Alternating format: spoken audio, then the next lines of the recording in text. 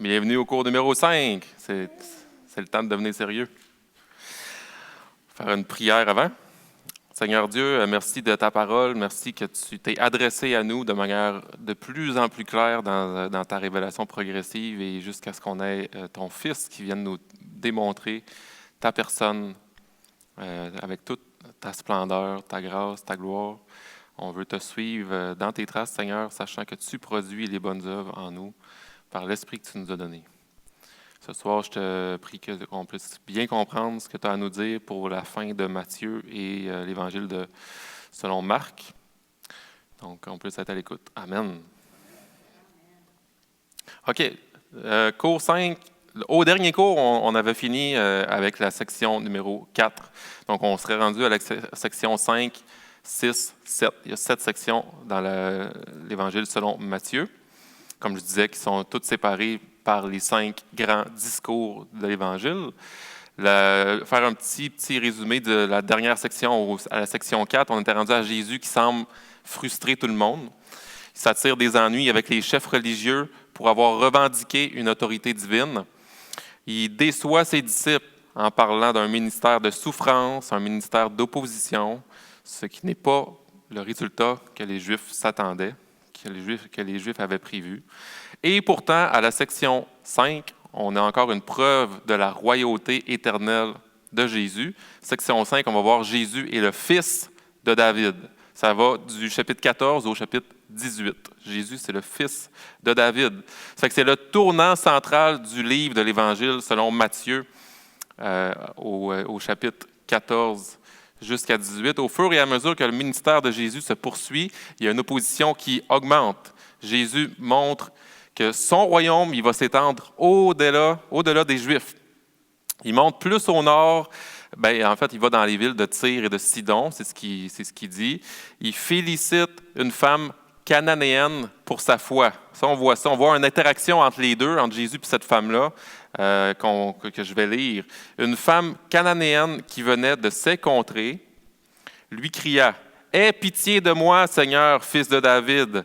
Ma fille est cruellement tourmentée par le démon. » Il ne lui répondit pas un mot. Ses disciples s'approchèrent et lui demandèrent « Renvoie-la, car elle crie derrière nous. » Il répondit « Je n'ai été envoyé qu'aux brebis perdues de la maison d'Israël. » Mais elle vint se prosterner devant lui en disant « Seigneur, viens à mon secours. » Il répondit « Il n'est pas bien de prendre le pain des enfants et de le jeter aux petits chiens. » « Oui, Seigneur, dit-elle, pourtant les petits chiens mangent les miettes qui tombent de la table de leur maître. » Alors Jésus lui dit, « Ô femme, ta foi est grande, qu'il te soit fait comme tu le veux. » Et à l'heure même, sa fille fut guérie. Amen. De tous les temps, de tout temps, le salut, c'est toujours obtenu par la foi. Amen aussi à ça. Que ce soit la foi en la promesse dans l'Ancien Testament ou la foi en Christ dans le Nouveau Testament, la foi, le salut s'obtient par la foi, que ce soit par les Juifs, comme pour les gentils, c'est le même chemin que Dieu a tracé.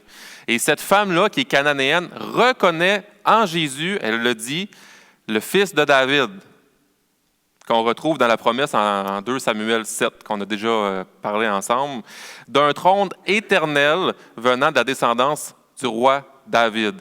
Quand Jésus est appelé le fils de David, c'est en référence à son titre messianique et à cette prophétie de l'Ancien Testament.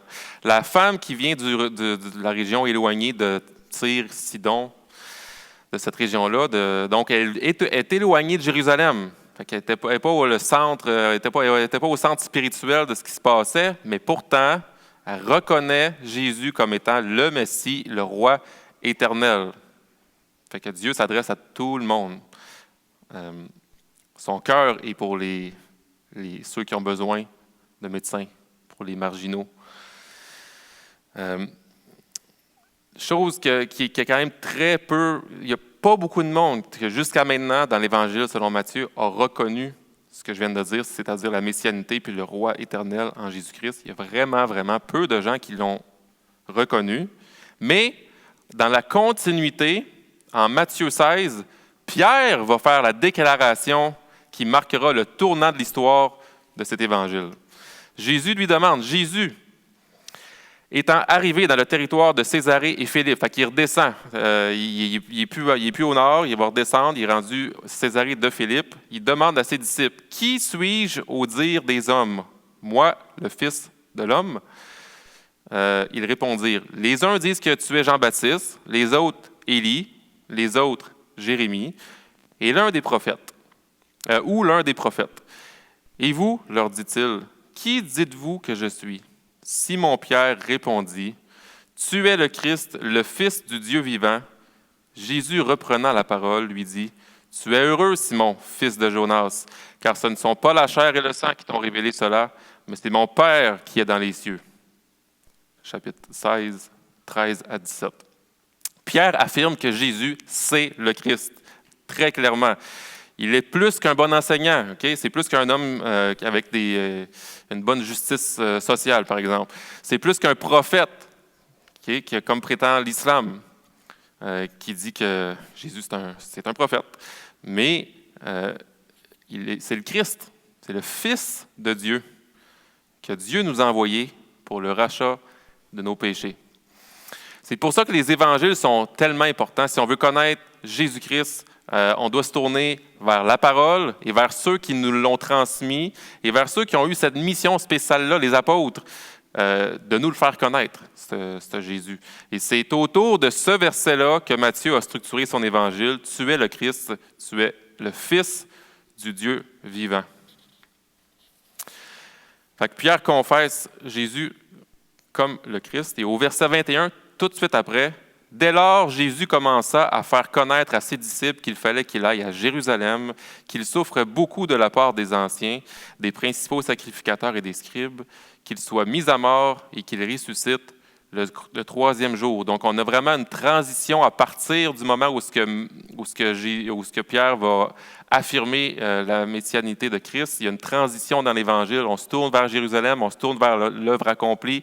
Et il y a la transfiguration, plus loin dans le chapitre, qui confirme les propos de Pierre par rapport à ce que Jésus est le Christ. Ce nouveau contenu dans l'enseignement de Jésus va dominer le reste du livre, comme j'ai dit. C'est-à-dire que le Messie qui est venu, il n'est pas encore le roi triomphant. Avant, il va souffrir. Il va être le serviteur souffrant. C'est intéressant de constater que la partie de l'enseignement de cette section-là, parce que je vous ai dit l'autre fois qu'il y a 5 grands discours, puis dans les 5 discours, il y a la part d'enseignement, puis il y a la part d'action, de miracles, de guérison, ainsi de suite. Mais la part d'enseignement dans cette partie-là, ça parle de l'Église. Ça parle de la vie de l'Église. Et c'est le seul évangile, Matthieu, qui parle spécifiquement, qui nomme le mot « Église », comme le fait Matthieu. Ça parle de la discipline de l'Église, le pardon mutuel, le divorce, la vie commune dans l'amour. Fait que c'est à ce moment du livre que Jésus indique clairement que son règne n'est pas rendu à commencer son règne final. Il est comme juste avant d'aller à la croix, bien que son royaume ait commencé, parce qu'il a instauré déjà, il proclame son royaume dès son arrivée, dès son arrivée sur la scène, on va dire, publique, là, son ministère terrestre. Il proclame déjà le royaume, mais ça va être à la croix que ça va être achevé, puis même que je pourrais dire que pour nous, on va le consommer quand on va être rendu dans l'éternité. On n'est même pas, nous, on est encore en ciel et terre.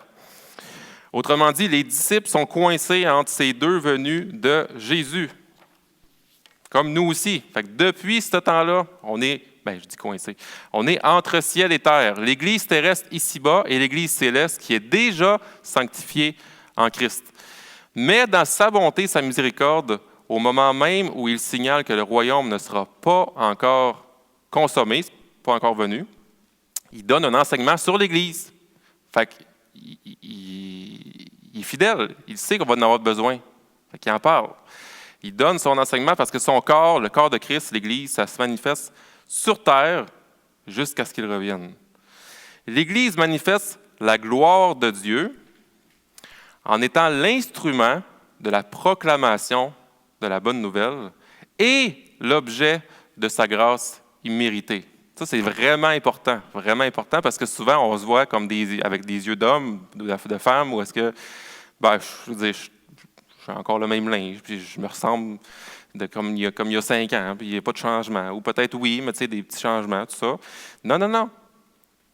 L'Église, nous autres, le corps de Christ, on a l'Esprit de Dieu en nous. On manifeste la gloire de Dieu par la grâce de Dieu en étant l'instrument de la proclamation de la bonne nouvelle. Okay? Il nous rend participants à son œuvre en disant, vous allez proclamer mon œuvre. Et on est l'objet de sa grâce imméritée. Fait que non seulement on le proclame, mais on est l'objet de sa grâce. Fait que ce qu'on proclame, on l'a vécu. Et cette Église et son royaume ne sera pas seulement pour les Juifs, mais pour les nations, pour les païens. D'ailleurs, Matthieu est le seul, je l'ai dit, le seul à mentionner l'Église. Un exemple ici dans 16-18, « Tu es Pierre, et sur cette pierre, je construirai mon Église. » Matthieu désire s'adresser plus particulièrement aux Juifs dans son évangile, je l'ai dit dans l'introduction, et le fait qu'il parle de l'Église démontre qu'il y a une continuité avec ce que le Juif connaît déjà. Le chrétien va vivre sa foi en communauté et Dieu sera au milieu d'eux. Okay? Voici, je suis avec vous tous les jours jusqu'à la fin du monde, à la fin de l'évangile de Matthieu. Fait que la section 5, tellement important, Jésus, c'est le fils de David. C'est là qu'il y a une transition dans l'Évangile. C'est là où est-ce que, il y a la proclamation de Matthieu qui va affirmer que Jésus est le Christ, puis Jésus va commencer à dire qu'il doit mourir. Section 6, c'est les derniers jours, chapitre 19 à 25. C'est ça que je suis comme...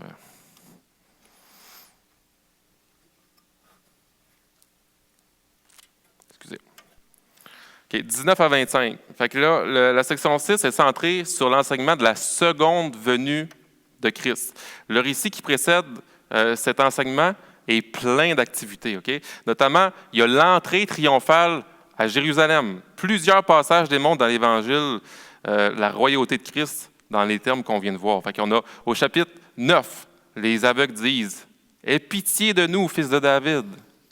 Au chapitre 12, on a après qu'il ait guéri un aveugle et un muet, les gens demandent « N'est-ce point là le fils de David ?» Au chapitre 15, on a la mère cananéenne d'une fille possédée par le démon, que j'ai dit tantôt, qui dit « Aie pitié de moi, Seigneur, fils de David ». Et maintenant, au chapitre 21, dans l'entrée triomphale à Jérusalem, ce sont les foules qui le saluent comme le roi à venir « Hosanna au fils de David ». Qui pourrait dire « Hourra, le salut vient, il est là, le fils de David et notre salut ». C'est un cri. Matthieu apporte une réponse définitive à la question de sa royauté, de la royauté de Jésus. Il est réellement le fils de David, il est réellement le roi éternel. Et dans sa seconde venue, il va revenir en tant que roi pour juger.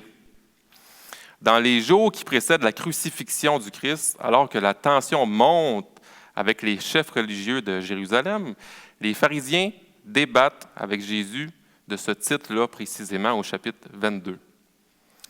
Comme les pharisiens étaient assemblés, Jésus les interrogea en disant « Que pensez-vous du Christ? De qui est-il le Fils? » Ils lui répondirent « De David. » Et Jésus leur dit « Comment donc David, animé par l'Esprit, l'appelle-t-il Seigneur?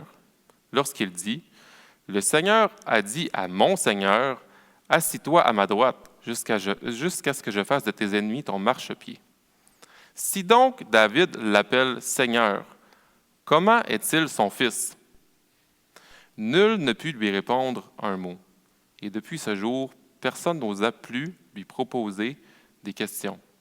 Fait que David est en train de parler de sa progéniture, mais qui appelle aussi son Seigneur. Comment c'est possible?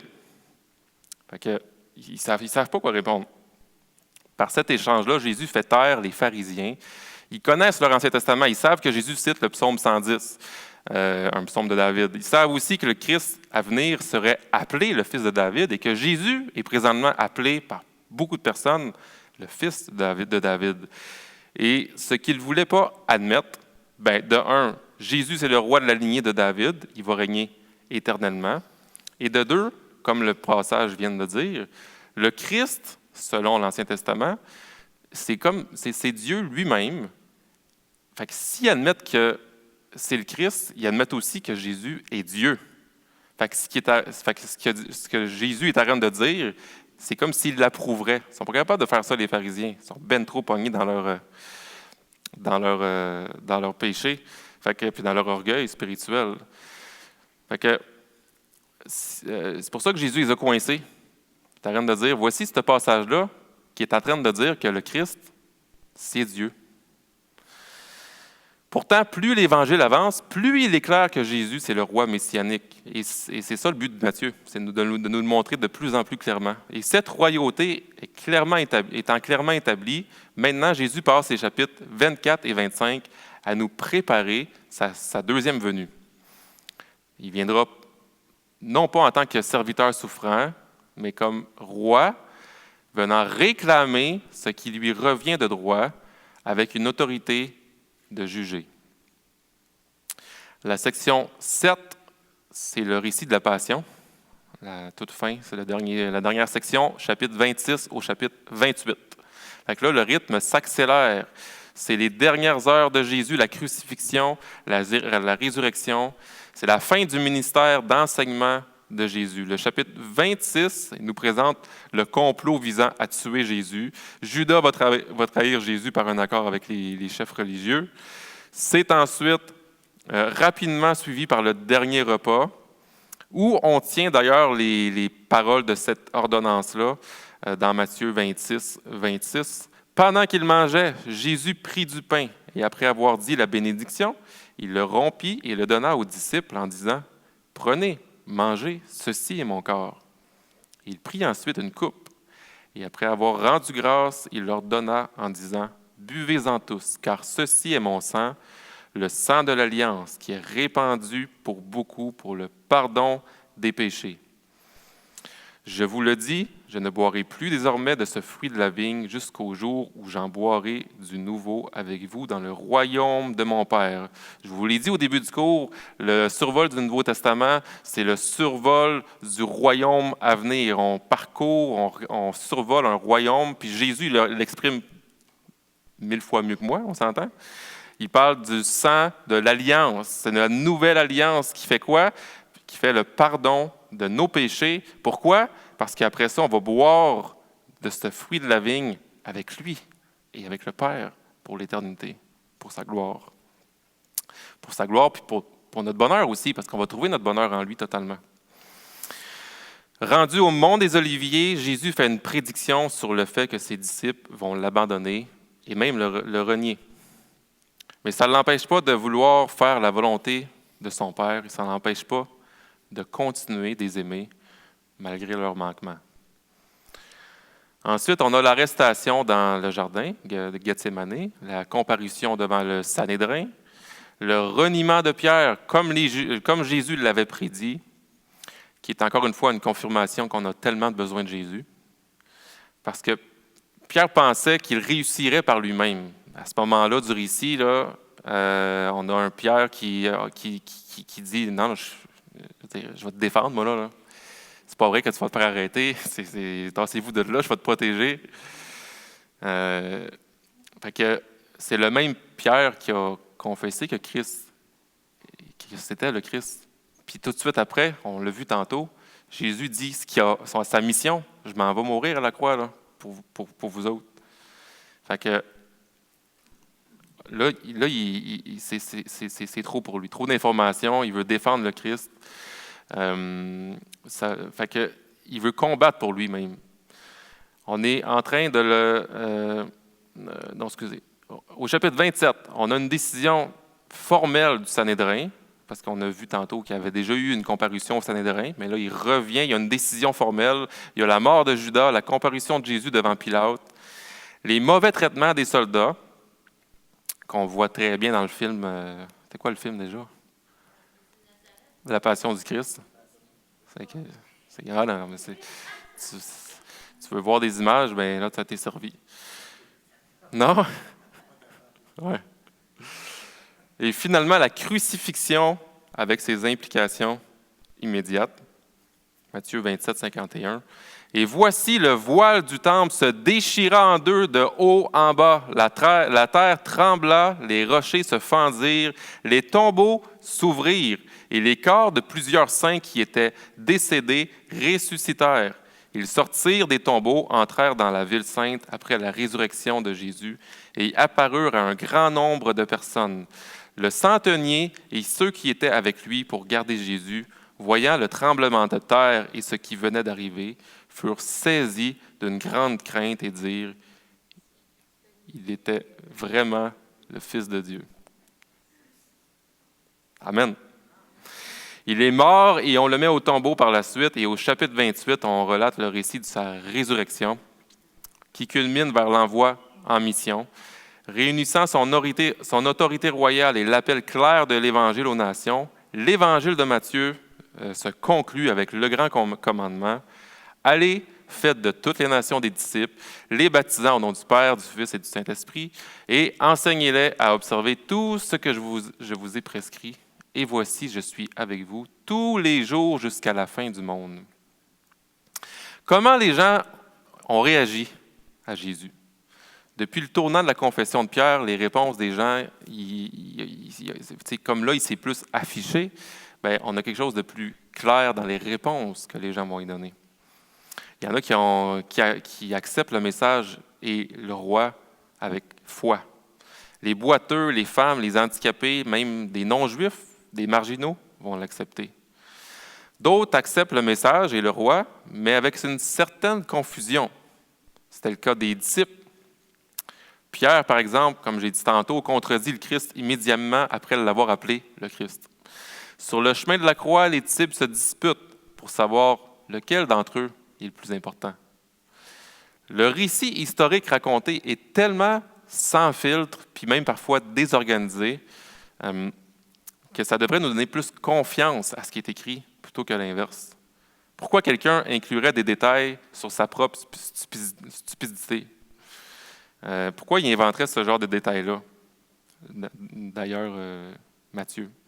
Ça devrait nous encourager à être nous-mêmes des disciples, sachant que la croissance spirituelle, la croissance chrétienne, ça ne se produit pas immédiatement et surtout pas complètement one-shot dans une vie. Il y a une progression, puis on le voit clairement dans le récit des évangiles, dans le récit selon l'évangile selon Matthieu, où est-ce que même les gens qui ont vécu avec lui pendant ces années-là avaient quand même une confusion, puis il y avait quand même des questionnements qui étaient corrects, puis ils ont vécu ça avec la foi, puis ça s'est éclairci au fil du temps. Mais d'autres ont carrément rejeté le message et le roi. Des pharisiens, des sadducéens, pas toutes, mais beaucoup. Pilate, qui s'est lavé les mains. Ça, c'est facile à faire, hein? C'est comme, trop difficile, je m'en lave les mains, c'est quelqu'un d'autre, on passe la POC à quelqu'un d'autre. Mais à la fin de sa vie, ben, il le rencontre quand même. Pour eux, l'arrivée du roi n'était ni bienvenue, ni une bonne nouvelle. Pour eux, je parle de ceux qui sont opposés. Et aujourd'hui encore, ce n'est pas si pire de parler. C'est comme si Dieu, ça reste quand même une identité ou une entité spirituelle qui est une force au-dessus de nous autres. Fait que c'est quand même plus facile de parler de Dieu, même de nos jours. Mais dès qu'on dit avoir la foi en Jésus, il y a quelque chose qui se passe, là. En fait, il y a beaucoup de réticence, c'est beaucoup d'opposition. Même ici au Québec, c'est pas qu'on se fait lancer des roches, mais dès que tu parles de Jésus, ça passe beaucoup plus difficilement. Le problème, ce n'est pas parce qu'ils ne peuvent pas faire confiance au récit évangélique, parce qu'il y en a qui sont des excellents théologiens, qui peuvent même expliquer le Nouveau Testament. Mais surtout parce qu'ils ne veulent pas se soumettre à celui que ces récits présentent. Jésus, c'est réellement le Fils de Dieu, le Christ. Fait que l'humanité se sépare en deux. Je suis en train de dire, dans le fond, que l'humanité au complet se sépare en deux. J'ai dit tantôt que le salut s'obtient par la foi, et ça de tout temps. Les hommes et les femmes qui rejettent Christ, d'une part, ils continuent à vivre dans leur aveuglement spirituel. Et les hommes et les femmes qui acceptent Jésus par la foi. Fait qu'on est responsable de nos choix, en même temps qu'on sait que c'est la grâce, c'est une grâce complètement imméritée qu'on a eue cette fois-là. C'est lui qui produit la foi. Mais Dieu dit les deux. L'humanité se sépare en ces deux catégories-là. Il n'y a pas d'autre option intermédiaire de finalement, après avoir compté tous mes péchés versus toutes mes bonnes actions, je vais peut-être être correct. Ça ne marche pas comme ça. Est-ce qu'on aurait fini pour Matthieu? Puis, comme une brisure, on va faire la pause tout de suite, mais est-ce qu'il y a des questions pour la fin de Matthieu?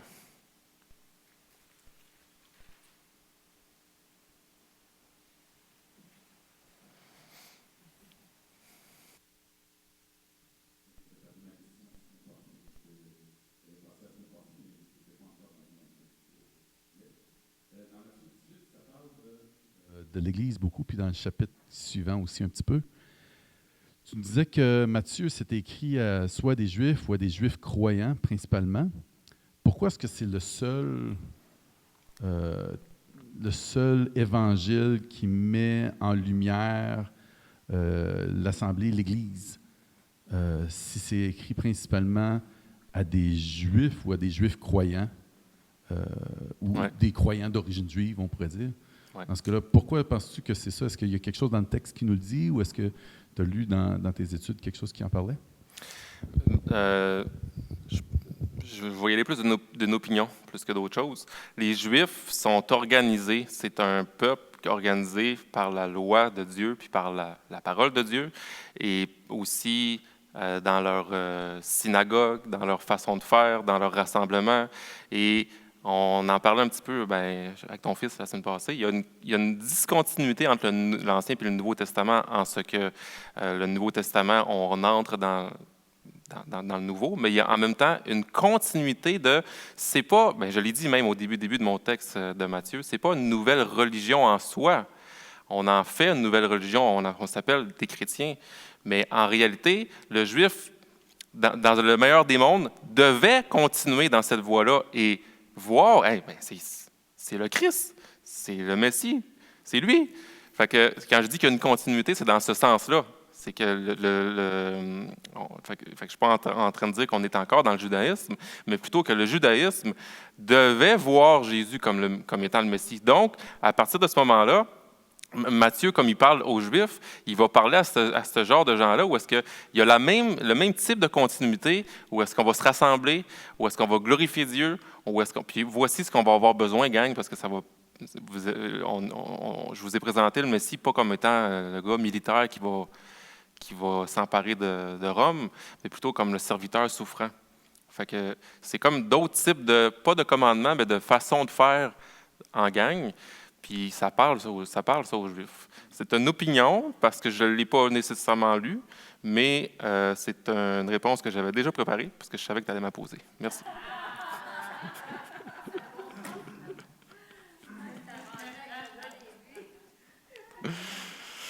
Y a-t-il d'autres questions? Ça coulait bien, hein? Enfin, il est fluide, le gars, là-bas.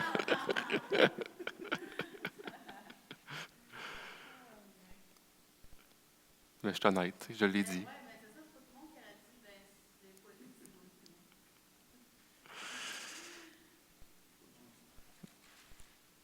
Fait qu'il est encore, il est 7h45. Fait qu'à 8h, on va recommencer. On va entrer dans l'Évangile selon Marc.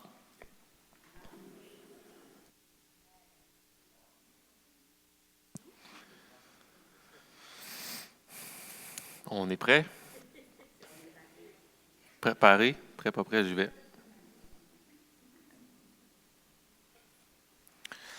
L'Évangile selon Marc. On va voir l'Évangile selon Marc. Le titre, ce serait « Le roi serviteur ». Le roi serviteur.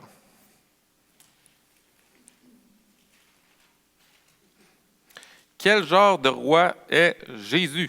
Quand on parle d'un roi en général, la plupart des gens, on va avoir l'image d'un souverain entouré de serviteurs, traité comme un roi, comme on dit, respecté, servi, qui gouverne. Ça, c'est le roi qu'on a dans notre tête. On n'aime pas nécessairement l'idée de servir quand on pense à un roi.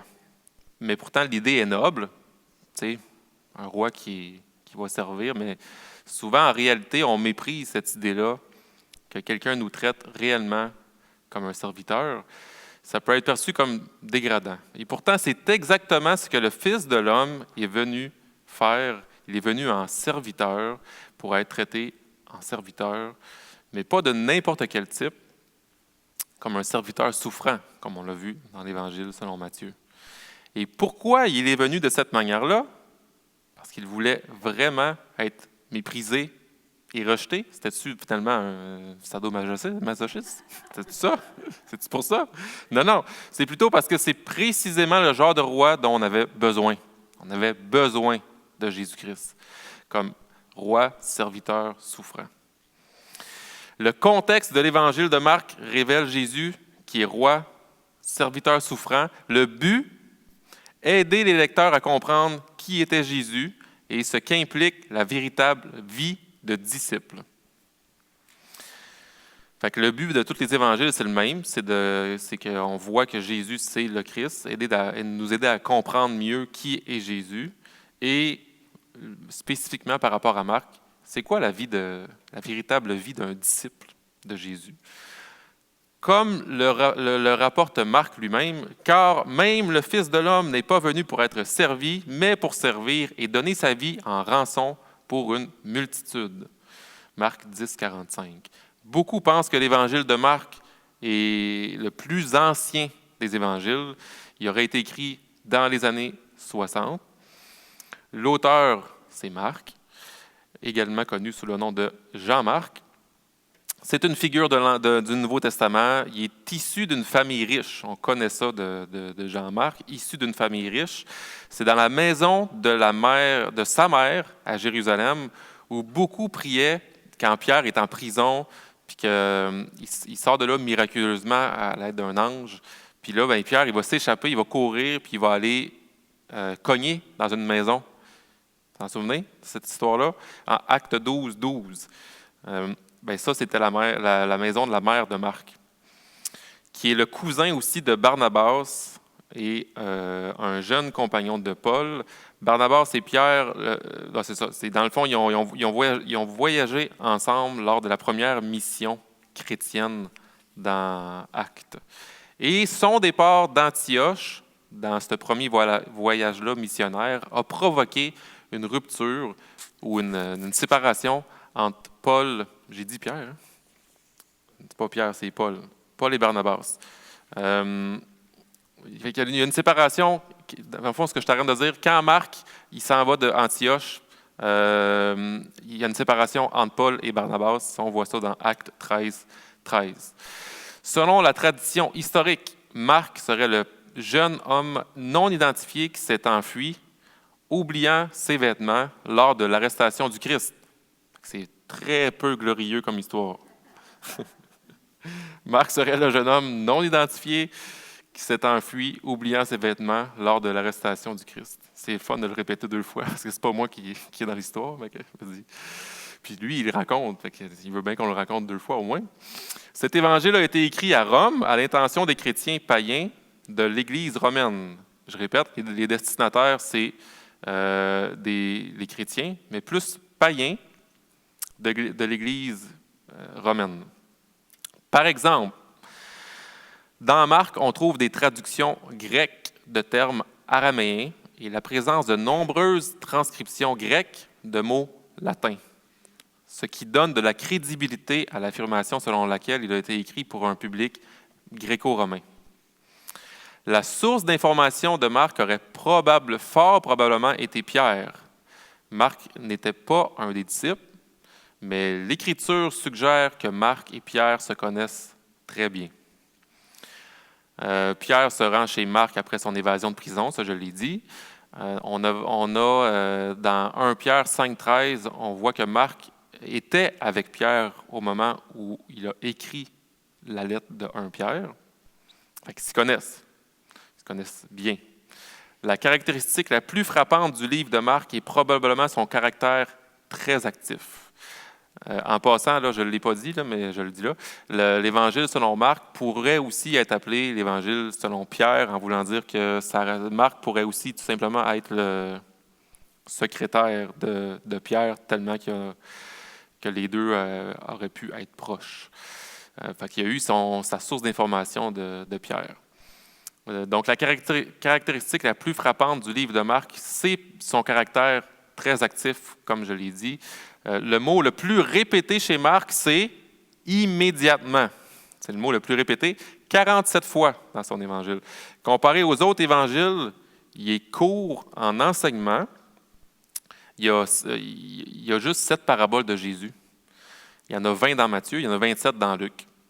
Il couvre moins d'événements que les autres évangiles, mais par contre, Marc couvre un événement dans le fond, il fournit souvent des détails dans ses récits, plus que dans d'autres évangiles. Donc, moins d'événements, moins de paraboles, un peu plus de détails. L'Évangile est marqué par des phrases concises et des détails frappants, ce qui ajoute à sa saveur orientée vers l'action. Marc va droit au but. En d'autres mots, il niaise pas que l'époque. Ses premiers mots dans le livre sont un résumé de son message. Le temps est venu, le royaume de Dieu est proche, repentez-vous, croyez à la bonne nouvelle. Ça fait qu'on est loin de la généalogie dans Matthieu. Là, c'est dans Marc 1,15, on entre tout de suite dans le sujet. Le temps est venu, le royaume de Dieu est proche, repentez-vous, croyez à la bonne nouvelle. Et au verset 16, Jésus commence son ministère, appelle ses disciples. En comparaison avec Matthieu, ce même incident-là où ce qu'il appelle ses disciples est relaté au chapitre 4. Donc, parce qu'il est court, parce qu'il est simple, c'est aussi un excellent livre à utiliser pour présenter l'Évangile. On avait parlé la semaine passée, un excellent livre pour présenter aux non-croyants. On a parlé aussi d'Évangile selon Jean, c'est sûr, mais de toute façon, comme on a dit, la parole de Dieu, c'est la parole de Dieu.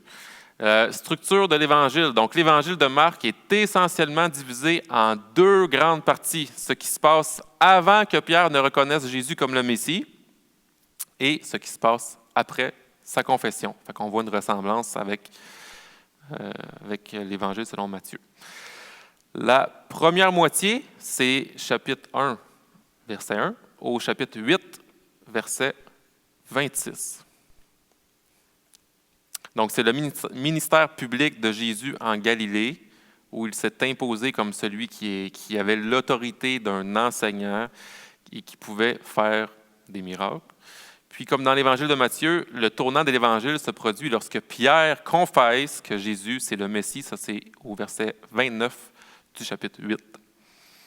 Marc met tout ça en place en utilisant, entre autres, la guérison d'un aveugle pour expliquer ce qui se passe. Donc, on est au chapitre 8, au verset 22. Ils arrivèrent à Bethsaïda, et quelques personnes amenèrent un aveugle et supplièrent Jésus de le toucher. Il prit l'aveugle par la main et le conduisit hors du village.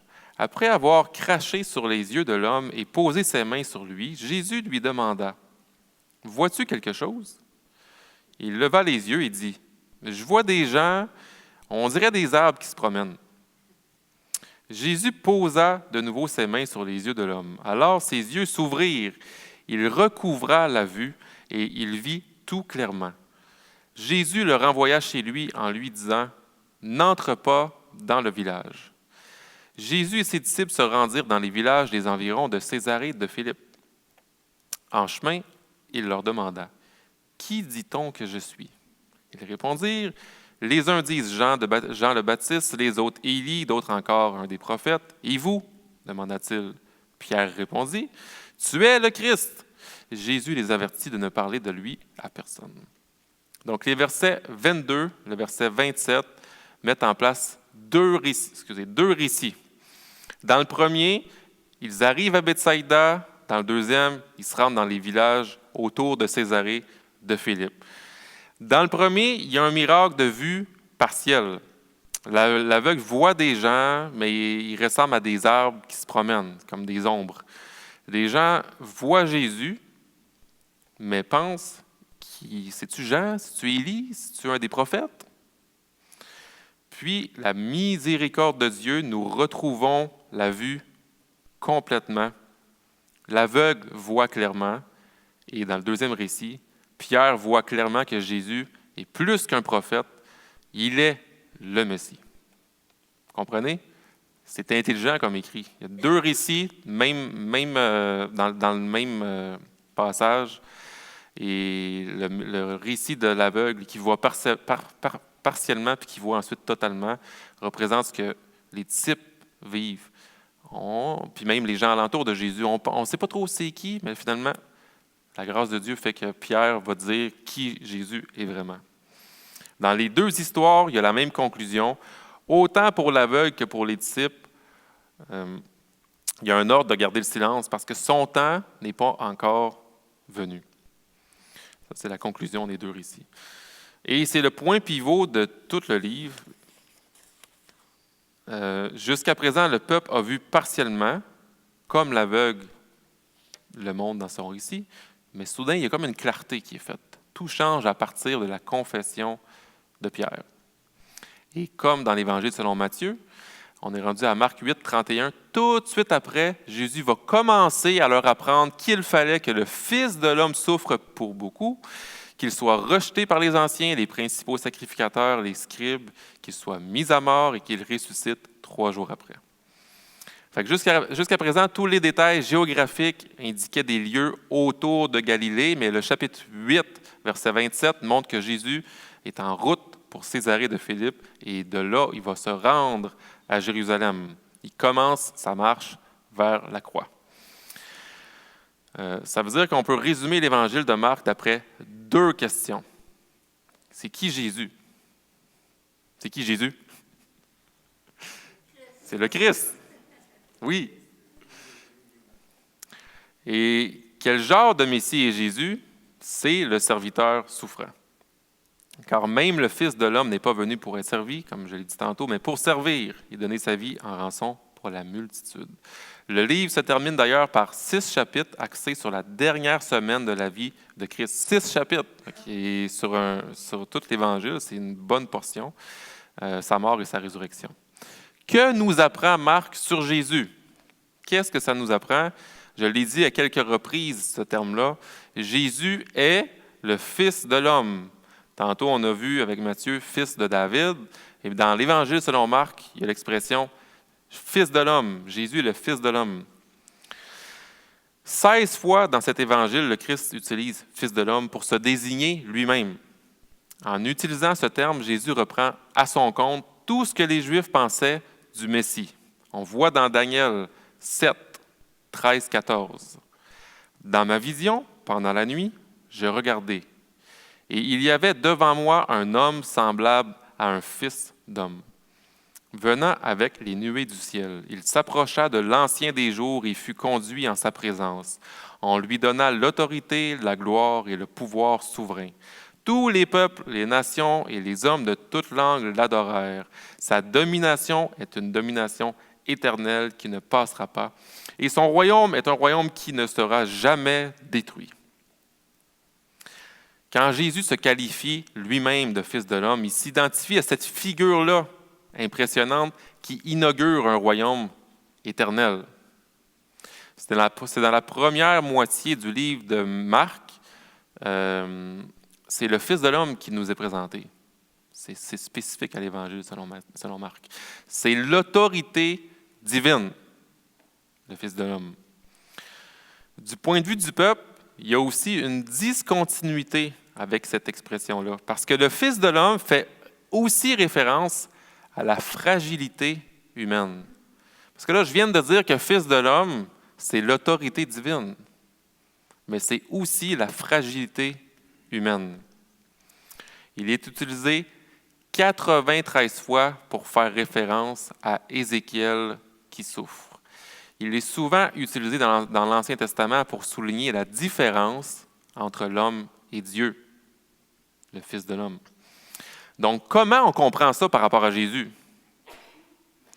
Bien, Jésus est à la fois la figure déifique de Daniel 7 et il est à la fois le serviteur souffrant d'Ésaïe 53. C'est incroyable, hein? Ce sont les deux points qu'on va voir ensemble pour comprendre l'Évangile selon Marc. D'après le spectre de mon titre, là, le roi souffrant, le roi serviteur, excusez. Jésus, donc point 1, Jésus, il a l'autorité. Il a l'autorité. On voit que Jésus a de l'autorité. Le trait marquant de la première moitié du livre, c'est l'énorme représentation de l'autorité de Jésus dans différents domaines. La démonstration de la puissance et de l'autorité du Fils de l'homme, c'est pas compliqué, elle est convaincante. Il y a autorité sur les gens, sur la maladie, bien ceux qui veulent les références, là, sur les gens, on voit ça dans chapitre 1, 14, 20. Tu as autorité sur les gens. Sur la maladie et les démons, on voit beaucoup ça au verset 29 à 34, au chapitre 1 encore. Il y a l'autorité sur les péchés, chapitre 2, 1 à 12. Il y a l'autorité sur la nature, chapitre 4, 35 à 41. Il y a l'autorité sur la maladie et sur la mort, chapitre 5, 21, 43.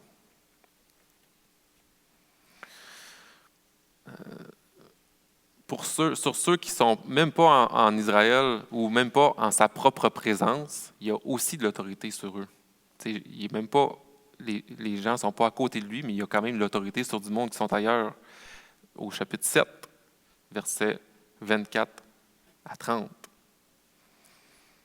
Pour ouvrir les yeux des aveugles, chapitre 8, 22 à 26. C'est une énorme manifestation de l'autorité de Jésus qui nous amène à nous demander qui est celui-ci. Dans Marc 4, 41, les disciples sont terrifiés et se demandent qui est celui-ci. Même le vent et les vagues lui obéissent. Ils capotent. Ils ne comprennent pas pantoute. Comment ça se fait? Hey, un homme qui ressemble à nous autres, qui a la même chair que nous autres, va dire au vent, aux vagues d'arrêter, puis ça arrête. Qu'est-ce que c'est ça? Mais Jésus, ce n'est pas seulement le Fils de l'homme divin et faisant autorité. Il fait aussi, dans la deuxième portion que je disais tantôt, il fait aussi office de serviteur souffrant. Donc, point 1, c'était Jésus a l'autorité et l'Évangile de Marc va le prouver à maintes et maintes et maintes reprises. Et point 2, Jésus est venu avec une mission, mourir en rançon pour beaucoup. La mission de Jésus en tant que roi qui arrive était de mourir en rançon pour la multitude. Juste après la confession de Pierre sur laquelle le Christ, Jésus est le Messie, on voit cette mission-là, parce que j'ai dit tantôt, il va commencer à leur apprendre qu'il va falloir qu'ils souffrent. Puis il va parler dans ce passage-là du Fils de l'homme qu'il faut qu'il souffre. Il leur disait ces choses ouvertement. Et Pierre, l'ayant pris à part, se mit à le reprendre. Mais Jésus, se retournant et regardant ses disciples, réprimanda Pierre. « Arrière de moi, Satan, car tu ne conçois pas les choses de Dieu.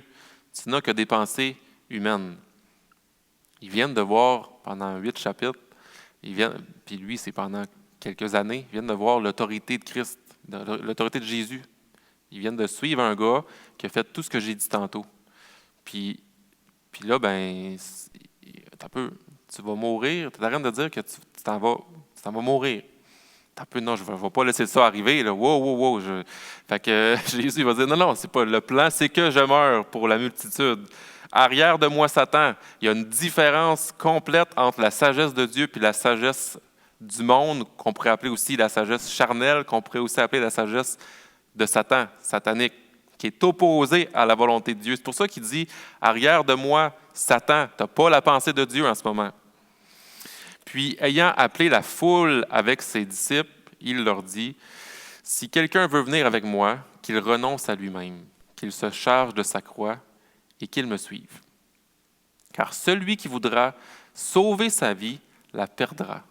Mais celui qui perdra sa vie à cause de moi et de la bonne nouvelle la sauvera. » Tellement un beau texte. « Et que sert-il à un homme de gagner tout le monde s'il perd son âme? Que donnerait un homme en échange de son âme? Car quiconque aura honte de moi et de mes paroles au milieu de cette génération adultère et pécheresse, le Fils de l'homme aura aussi honte de lui, quand il viendra dans sa gloire, dans la gloire de son Père, avec les saints anges. C'est très intéressant parce que dans la première portion de ce passage-là, il va utiliser le Fils de l'homme dans sa souffrance. Le Fils de l'homme doit souffrir, que le Fils de l'homme souffre beaucoup. À la fin du passage, il va dire, le Fils de l'homme va revenir, puis là, il y en a qui vont avoir honte. Fait que là, il va l'utiliser comme son autorité divine, cette expression-là, dans le même passage. Contrairement au roi conquérant qu'ils avaient espéré, Jésus arrive sur la scène, se présente comme le Messie, puis enseigne qu'il doit souffrir, qu'il doit mourir. S'ils veulent le suivre, ils doivent être prêts à renoncer à leur propre vie. Donc Jésus, il ne va pas juste se présenter comme le serviteur souffrant, mais il va aussi dire ceux qui veulent me suivre, parce que je vais être votre maître. Ceux qui veulent me suivre, ça veut dire quoi? Ça veut dire que vous allez aussi devoir être serviteur. Ça veut dire aussi que vous allez souffrir dans votre vie à cause de mon nom.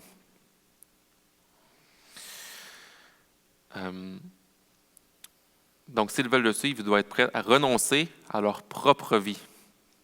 Donc, dans Marc, Jésus mentionne 4 fois sa mission. 8,31, on vient de le voir. 9,31, car il enseignait ses disciples. Le Fils de l'homme sera livré entre les mains des hommes. 10,33, voici, nous montons à Jérusalem, et le Fils de l'homme sera livré aux principaux sacrificateurs. Ils le condamneront à mort, ils le livreront aux païens.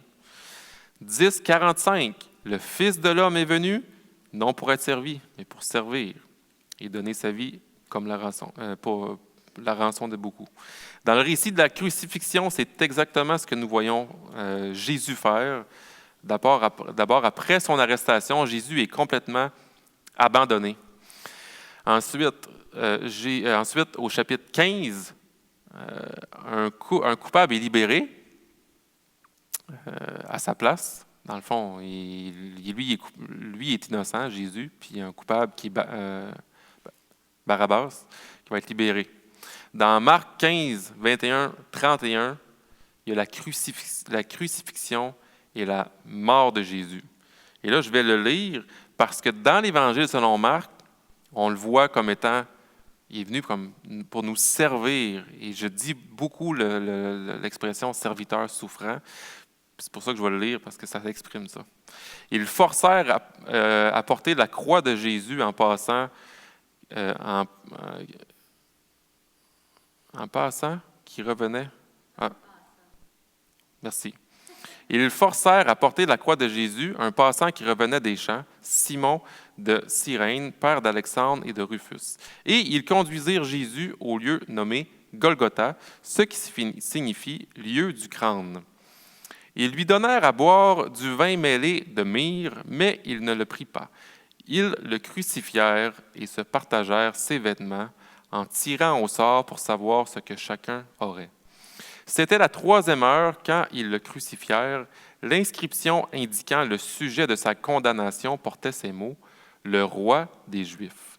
Ils crucifièrent avec lui 2 brigands, l'un à sa droite et l'autre à sa gauche. Ainsi fut accompli ce que dit l'Écriture, il a été mis au nombre des malfaiteurs.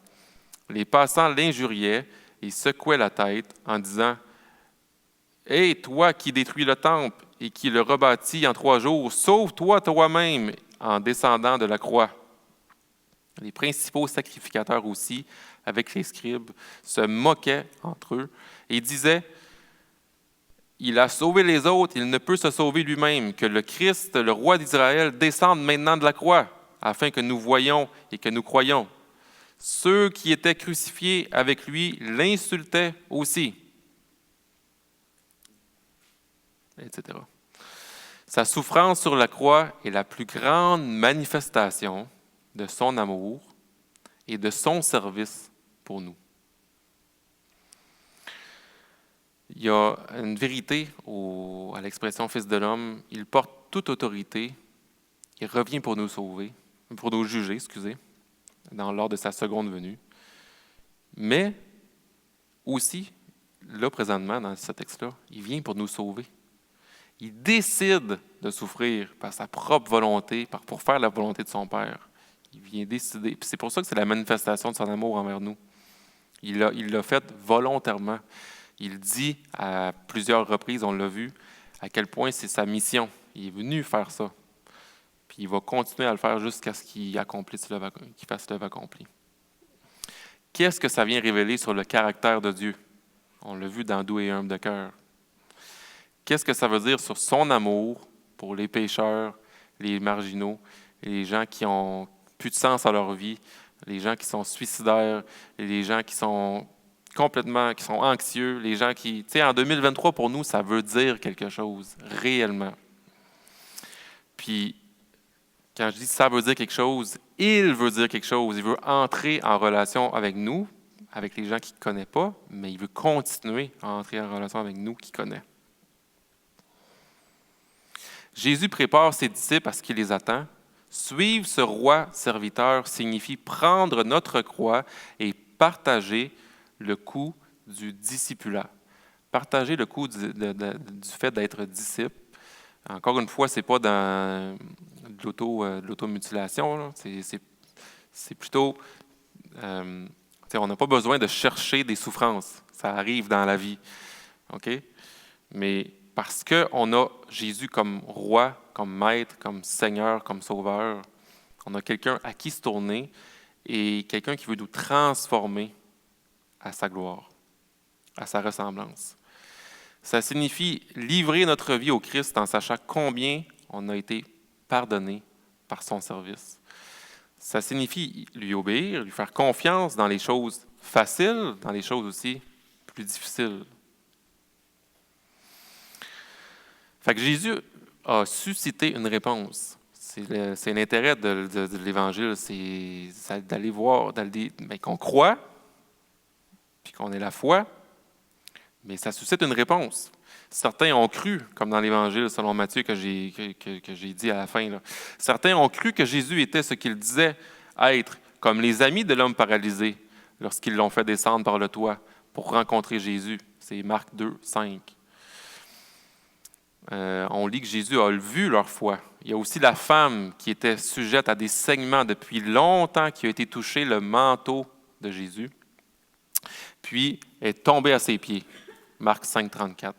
Jésus lui dit que sa foi l'a guéri. Il y a Jairus, le chef de la synagogue, d'autres encore qui ont été sauvés par la foi. Ils ont cru en Christ. C'est intéressant qu'on voit beaucoup ça dans l'Évangile selon Marc, où est-ce que les gens, dans cette catégorie de gens qui ont cru, qui répondent positivement, c'est souvent les marginaux, les gens qui sont un petit peu à part de la société, ou qui sont comme par exemple la femme qui est en enseignement, qui, elle, physiquement, ne peut même pas se mêler au peuple. L'homme paralysé, il n'y a aucune activité, il ne peut rien faire. Des gens marginaux qui vont croire qu'ils vont être sauvés. Ça parle aussi de la miséricorde de Dieu. Marc, en tant que personne qui vient d'une famille riche, aurait eu toutes les raisons de se concentrer sur quelques convertis bien connus et riches pour convaincre un public gréco-romain de suivre le Christ. Ça, c'est intéressant aussi. Marc, il vient d'une famille riche, il a d'influence, il connaît du monde. Fait qu'on n'est pas non plus en train de dire que les gens qui ont de l'argent ne peuvent pas croire, ne peuvent pas avoir la foi. Fait que c'est pas ça non plus. Mais il décide de mettre dans l'Évangile pas des témoignages de gens justement bien connus pour dire « Hey, ma gang de gréco-romains, voici le Christ, je vous le présente. » Puis non, il a décidé de mettre ces récits de gens marginaux dans son Évangile pour dire « Voici le Christ que je vous présente. » Parce que la sagesse de l'homme est différente de la sagesse de Dieu, est inspirée. Toute l'Écriture est inspirée. Puis en passant, la sagesse de Dieu va confondre la sagesse du monde. C'est un bel exemple, ça. Certains étaient confus, c'est encore la même sorte de catégorie que dans Matthieu. La réponse à Jésus n'a pas toujours été une réponse tranchée de croyance ou de rejet ou de j'ai la foi ou j'ai pas la foi. Certains ont réagi à Jésus avec une confusion. Les disciples ont répondu par la foi, ils ont suivi Jésus parce qu'ils ont été appelés, mais ils sont lents à comprendre. Ils sont lents à comprendre c'est qui Jésus. Quand les disciples n'ont pas compris la parabole du semeur, ils ont demandé à Jésus de l'expliquer. Il a répondu, « Ne comprenez-vous pas cette parabole? » Quand ils ont été surpris par sa capacité à calmer la tempête sur le lac, Jésus a demandé, « Pourquoi avez-vous si peur? N'avez-vous toujours pas la foi? » Quand Jésus a nourri une grande foule de gens une deuxième fois, les disciples étaient tout aussi incompréhensifs, surpris qu'après la première fois. C'est souvent ce qu'on est nous-mêmes en tant que dans notre marche chrétienne. On est lent, en tout cas. Moi, je suis lent à comprendre. Je suis lent. C'est pas juste parce que je suis lent, c'est parce que je suis orgueilleux, là. Donc, jugeons pas trop vite les disciples et les autres autour de nous. Ça fait partie du discipulat nous-mêmes, mais aussi de notre discipulat envers les autres, d'être patient avec les autres. L'encouragement, c'est que Jésus, il n'a pas rejeté les disciples à cause de leur confusion ou de leur lenteur à apprendre. Donc, soyons patients dans notre façon de considérer la croyance et la maturation des autres, ou plutôt la maturité des autres croyants. Ça ne veut pas dire de ne pas parler en passant. On est des gens, on a l'esprit chacun en nous, puis on est capable quand on est proche d'une personne, on est capable de se parler puis de se dire les choses. Mais c'est quoi l'attitude en arrière? C'est quoi qu'on veut dire? C'est dans quelle attitude qu'on veut le dire? C'est plutôt ça. Certains étaient des opposants, c'est sûr. Il y a cette troisième catégorie d'individus, une autre catégorie où est-ce que, en fait, les complots contre la vie de Jésus ont commencé quand même très tôt en réponse aux affirmations de Jésus. Puis au chapitre 2, Jésus a fait plusieurs déclarations provocantes en affirmant être celui qui pouvait pardonner les péchés. Hey, imaginez-vous, là. Tu es un rabbin, un maître de la loi, quelqu'un qui fait un miracle incroyable, puis qui va dire après, c'est quoi qui est le plus facile, de faire ça ou de pardonner les péchés? Il était l'époux d'Israël, le Seigneur du sabbat. Il a tout dit ça au début de l'Évangile selon Marc. Fait que c'est pas provocateur dans son attitude, c'est plutôt « voici qui je suis ». Mais ça a été provoquant pour les maîtres de la loi. Fait qu'il y a eu de l'opposition. Au début du chapitre 2, les maîtres de la loi ont qualifié de blasphème sa prétention à pardonner les péchés. Les pharisiens se sont opposés à ce qu'il guérisse le jour du sabbat. Dès le chapitre 3, ils ont commencé à comploter de le tuer. Mais d'autres personnes ont aussi réagi de manière antagoniste. La famille de Jésus pensait qu'il avait perdu la tête. Il est devenu fou. Ça y est, il est devenu fou. Les habitants de sa ville natale ont été offensés par lui, par ce qu'il disait. En fin de compte, l'opposition à Jésus est devenue extrêmement présente. Pharisiens, sadducéens, juifs, gentils, disciples, le Judas. Le reste des disciples ont aussi joué ce rôle-là à un moment donné en le trahissant, en le reniant, en abandonnant Jésus, en sauvant tout nu dans le jardin. Donc, certaines personnes ont cru, d'autres ont été confuses, d'autres encore ont été hostiles. Une chose est certaine, il n'y a pas de position neutre quand on rencontre Jésus. Même dans notre marche chrétienne, on n'est pas toujours pareil. On a cru en Christ et on continue à y croire, mais on peut parfois se sentir fâché par des circonstances qu'on ne comprend pas. On peut parfois se sentir confus. C'est quoi que Jésus est en train de faire? Je ne comprends pas. Mais continuons à persévérer par la foi, parce qu'on a une espérance que personne d'autre a de la vie éternelle qui va nous arriver. C'est notre héritage. Et pendant ce temps-là, Jésus l'a dit, il est avec nous tous les jours. Il y a une réponse légitime. Et ce livre se termine par la mort et la résurrection de Jésus. nous laissant avec la réponse glorieuse de qui est Jésus. C'est le roi divin, c'est Dieu lui-même, c'est le serviteur souffrant. Et notre réponse, pour citer les toutes premières paroles de Jésus dans l'Évangile, « Repentez-vous, croyez ». Continuez de vous repentir et de croire. Dernier commentaire sur l'Évangile de Marc. Marc s'arrête, c'est un commentaire plus, on va dire, technique. Marc s'arrête au chapitre 16, verset 8. Mais le reste est entre crochets dans nos Bibles. Quand on a des choses entre crochets, c'est parce qu'il y a des manuscrits qui ont été découverts, qui n'ont pas ces textes-là dans l'Évangile. Donc, ils le mettent en parenthèse en voulant dire, il y en a qui l'ont, il y en a qui ne l'ont pas. C'est pas confirmé à 100%. On le met, mais il y en a qui ne l'ont pas. Comprenez-vous? Le reste entre crochets dans nos Bibles, ça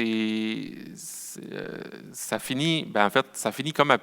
Si on s'arrête au verset 8, là, Marc 16, 8, ça finit abruptement. Comme un peu Marc est rapide dans l'action, puis il finit comme ça. Il finit comme sur une espèce de continuer. Puis en plus, c'est l'évangile le plus ancien, le premier évangile qui aurait été écrit, en voulant dire, à cette heure, continuez dans le sens que j'ai amené l'évangile, continuez à bâtir l'Église, parce qu'il n'y a pas de terminaison vraiment, il n'y a pas de conclusion officielle comme on pourrait lire dans d'autres évangiles. Fait qu'il y a 3 possibilités. Dans son style littéraire expéditif, comme Marc est raide, fini raide, ça nous laisse la réflexion sur Christ, son œuvre à la croix. Dans le fond, dans toutes les possibilités, la plupart des commentateurs vont dire ceci. Marc, il veut juste nous laisser dans la réflexion à nous-mêmes sur c'est qui Christ, c'est quoi son œuvre. Il veut nous laisser continuer à pousser notre réflexion. Ça, c'est la première possibilité. La deuxième, la fin a été perdue, ou Marc aurait été tué avant de terminer son évangile. La troisième, Marc aurait réellement écrit les versets 9 à 20, parce qu'il y a dans nos Bibles les versets 9 à 20. Le problème, c'est que le 9 à 20, comme j'ai dit, ça ne se trouve pas dans les manuscrits les plus tôt retrouvés dans l'histoire. Et même ceux qui ont le 9 à 20, il semble que ce serait l'ajout de d'autres croyants. Donc, c'est pour ça qu'on dit que la meilleure possibilité, ce serait peut-être la première. Mais je voulais vous en parler. Puis, mon but à moi, c'est pas de vous dire c'est absolument 100% ceci, parce que je ne suis pas un érudit pantoute par rapport à cette question-là, mais ça existe dans la fin de Marc. Puis peut-être vous continuez votre réflexion ou vos recherches si ça vous intéresse par rapport à 9 à 20 spécifiquement au chapitre 16 à la fin. Il y en a aussi qui diraient, là, dans le même style que comme Marc aurait perdu cette partie-là, d'autres croyants l'auraient ajouté pour que ça fitte mieux. Ça ne se lit pas bien, qu'ils l'auraient comme ajouté pour que ça se lise mieux, en prenant différentes parties de d'autres évangiles, parce que beaucoup, ce qu'on lit dans 9 à 20, on le retrouve ailleurs. Fait que ça pourrait être un ajout, mais qui fait du sens pareil, pour que ça se finisse mieux. Ça pourrait être aussi ça. Fait qu'on, on va finir ça là-dessus. Il était 40 de toute façon. Puis, est-ce qu'il y a des questions? Pas sur 9 à 20, j'ai tout dit ce que je savais sur 9 à 20. Sur l'Évangile selon Marc. J'ai été expéditif sur l'Évangile selon Marc, comme Marc était. Vas-y. Oui.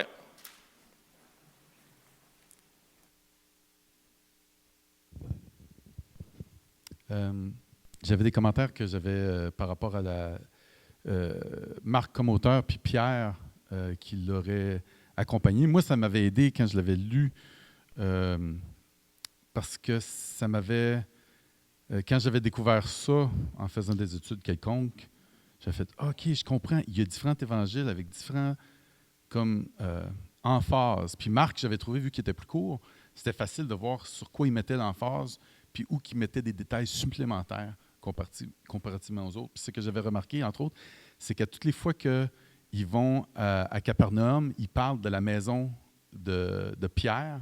Puis Puis dans d'autres évangiles, quand ils mentionnent la maison de Pierre, ils vont juste dire, ils sont allés à la maison de Pierre. Mais lui, il va parler, par exemple, c'était à la maison de Pierre et son frère André.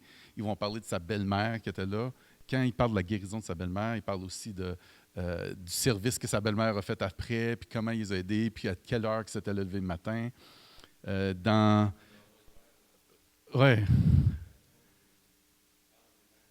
Ouais, il parle des détails par rapport à l'endroit même. Quand ils sont aussi à cette maison-là, plus tard, quand Jésus va dire le royaume des cieux est comme un petit enfant, les autres évangiles vont dire, bon, ben Jésus a pris un enfant, il l'a mis au milieu d'eux, puis etc. Tandis que dans Marc, ils vont dire, il était à la maison à Capernaum, en voulant dire chez Pierre. Puis il dit, Jésus prit un enfant par la main, l'emmena au centre de milieu d'eux, lui donne un câlin, puis après ça, dit la patente. Fait que qui dirait ça, à part le père du gars lui-même, qu'il a vu Jésus faire ça à son enfant, il a comme, ça le marque, tandis que les autres, c'est l'enfant Pierre, il avait rentré, c'est pas aussi important. Tandis que Pierre, lui, il dit, OK, ça c'est important. Puis quand Jésus marche sur les eaux, l'évangile de Marc ne parlera pas de Pierre qui marche sur les eaux. Fait que tu as beaucoup de place que dans Marc, ça critique Pierre, mais il y a beaucoup de place dans Marc que Pierre, il y a des bons coups qui ne sont pas mentionnés, mais qui sont mentionnés dans les autres évangiles. C'est comme si Marc dit, moi, je ne parlerai pas en bien de moi-même. Je vais me dire mes mauvais coups, mais mes bons coups, je vais les passer au silence. Puis, ouais. Une autre affaire par rapport à Rome, que tu disais tantôt, quand tu as parlé de Simon de Cyrène, qui a porté la croix de Jésus, il mentionne que c'est le père de Rufus puis d'Alexandre. C'est comme un commentaire nowhere, comme, OK, pourquoi que tu nous dis c'est le père de Rufus et Alexandre, mais dans les salutations à la fin de Romains, Paul dit, « Hey, en passant, tu salueras Rufus. » Parce que c'était du monde qui habitait à Rome suite à ça. Fait que les Romains savaient c'était qui ces gars-là. C'était du monde de eux. Ah, en passant, quand lui a porté la croix, c'est du monde de votre Église. C'est eux qui étaient là. Ça, c'est leur père. Fait que ça, c'était des choses que je trouvais cool par rapport à ça. Puis quand il parle d'aller à la maison de Pierre, il dit souvent l'expression « quand il est rentré à la maison ». Mais il en parle comme c'est chez eux. Il ne parle pas de la maison d'un autre. Quand il est rentré à la maison, comme quand nous autres, on parle de rentrer chez nous. Fait que ça, je trouvais ça, c'était des choses que j'ai trouvées vraiment le fun. Par rapport à la fin, dans Marc 16, j'avais beaucoup étudié là-dessus aussi, puis une des affaires que j'aimais, justement, c'était cet aspect que Marc, il t'amène à « vas-y, vas-y, vas-y ». C'est pas juste, il est prompt, puis il va vite, mais c'est comme s'il t'encourage, il te pousse, là, il dit « vas-y de l'avant ». Puis ça finit avec cette idée de bien, Jésus vous avait dit qu'il allait être là-bas. Est-ce que vous allez le suivre jusque-là ou qu'il a dit qu'il allait être? C'est comme s'il appelle à dire on s'en va plus loin à cette heure. Puis le monsieur qui fuit, le jeune homme qui fuit tout nu, ça, c'est à la crise où que tous les disciples l'abandonnent. Il y a un jeune homme qui est vêtu d'un drap, mais là, il se dévoile puis il se part tout nu. Ça, c'est l'abandon. Mais à la fin, il ne dit pas un ange qui est apparu aux femmes, il dit un jeune homme, mais celui-ci, il est vêtu, je pense, de lin avec un vêtement blanc. Puis lui, il a la foi. Il croit. Il dit, il faut croire qu'il s'en va là où qu'il a dit qu'il s'en allait. Fait qu'il y a comme, dans Marc, ce genre de questionnement où que, à la fin, tu as l'ambiguïté de, tu vas-tu être comme le jeune homme qui part tout nu ou tu vas-tu être comme le jeune homme qui a cru, mais qui est un ange finalement, puis qui pointe vers aux autres aussi. On s'en va là où que Jésus elle a dit qu'elle allait être. Fait qu'il appelle à l'action, puis ça, j'avais trouvé ça vraiment trippant. Puis là, j'ai oublié ma question. Ah, ben, il y a, juste ce que tu viens de dire, il n'y a aucun détail qui passe inaperçu. Moi, ça me fait, je trouve ça vraiment incroyable parce que on peut étudier la parole puis découvrir des choses. C'est vraiment fascinant. Il n'y a aucun détail qui sont comme là par hasard. Tu sais? C'est vraiment, vraiment quelque chose. Ma question, c'était, est-ce que dans tes affaires que tu as lues, as-tu remarqué qu'il parlait que Marc parlait plus par rapport aux enfants que les autres évangiles? Parce que ça, c'est quelque chose que j'avais remarqué, mais je n'étais pas sûr si c'était juste... OK, peut-être, je ne sais pas. Okay. J'ai aucune idée. Peut-être. Puis la réflexion d'aller plus loin, c'est un vraiment bon commentaire parce que j'ai dit au début, le titre, c'est le roi serviteur. Jésus, le roi serviteur. Mais il va il va s'adresser comme ça, mais il va aussi s'adresser comme maintenant, suivez-moi, justement, dans cette chose-là, d'être vous-même des serviteurs. Parce que c'est pas juste, ben là, faisons-nous servir par Christ, puis that's it. Non, non, t'as peu. Il y a une deuxième venue, là, il va revenir, puis pendant ce temps-là, c'est quoi? Il nous appelle à être des serviteurs. Fait que c'est aussi cette chose-là de. Fait que ça me fait rappeler ça qu'à la fin, c'est aussi une petite poussée de aller continuez les gars, c'est à votre tour. Question?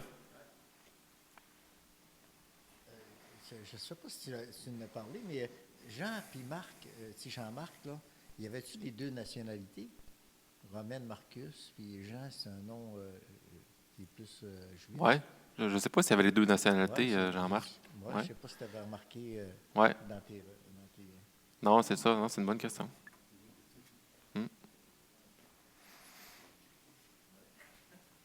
Paul avait les deux nationalités. Mais il ne s'appelait pas Jean-Paul. C'est juste parce que c'est béni, parce que, bon, on finissait Matthieu, puis à un moment donné, bon, tu parlais, puis à un moment donné, au début, je n'étais pas sûr de suivre. OK. Tu sais, quand tu sais, à un moment donné, tu parlais les références, tu sais, mais moi, je ne savais plus si c'était le verset ou le chapitre, ça. Mais c'est pas grave, c'est moi, là, je suis mêle. Mais ça m'a béni parce qu'en réalité, je suis en train de regarder dans Matthieu 21, puis je regardais ça, puis dites à la fille de Sion, voici voici ton roi, viens à toi, plein de douceur. Puis ça, là, ça m'a vraiment. Tu sais, tantôt, on parlait doux et humble de cœur, là. Ouais. Je lisais ça, je voyais le pont, je dis, cœur ça, le roi plein de douceur. C'est vraiment. Oui. Puis moi, spécifiquement, Marc, quand il parle des fils de l'homme, là, c'est vraiment. Je trouve que l'image est incroyable d'aller réunir l'autorité divine. C'est pas rien, là. C'est pas président d'une compagnie. L'autorité divine aux serviteurs souffrants qui vont mourir à la croix pour nos péchés. L'agneau immolé. Les deux, c'est la même personne. C'est vraiment bon, hein? D'autres questions ou commentaires? Ça marque? Juste pour que les gens sachent, un commentaire de Diane. Ça marque. L'Évangile selon Marc. Non, je vais le retenir, c'est bon. Fait qu'on va finir ça là. On a le droit de finir plus de bonne heure. Hein? Bon, parfait.